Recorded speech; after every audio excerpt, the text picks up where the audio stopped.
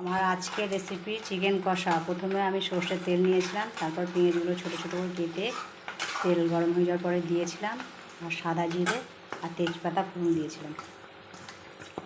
এরপরে যে ধুয়ে রাখা মুরগির মাংসগুলো আমি দিয়ে দিলাম, তেলের উপরে আমি দিয়ে দিলাম। 5 মিনিট আমি একটু তেলে নাড়িয়ে নেব।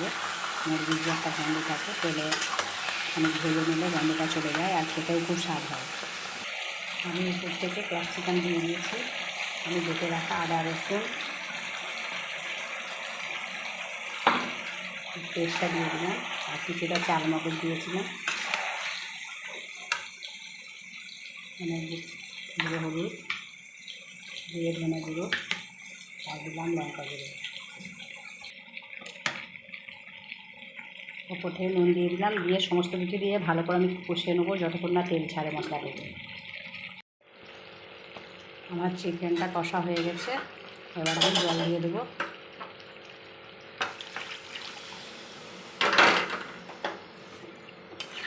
জল দিয়ে দিলাম,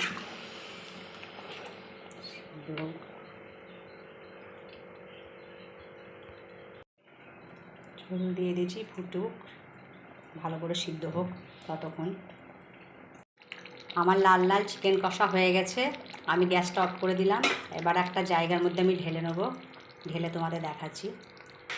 তো আমি একটা জায়গার মধ্যে ঢেলে দেখাচ্ছি, দেখো কত সুন্দর হয়েছে, লাল কালার একদম।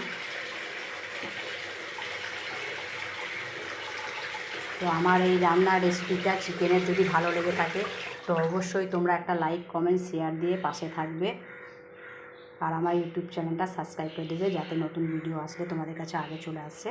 পাশের বাটনটা বেলটা বাজিয়ে দেবে। তো সবাই ভালো থেকো, বাই।